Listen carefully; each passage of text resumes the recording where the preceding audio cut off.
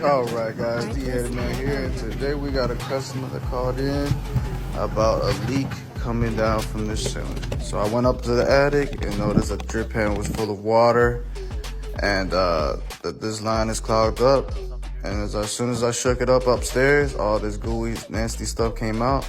I lifted that 45 right there by the brick wall with another rock so it could be more elevated going down and be easier to drain out.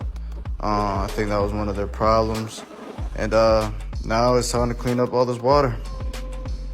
Took about 20 trips just to get this water from the small shop vac I had, but got the job done within an hour, which is a good day of work for me.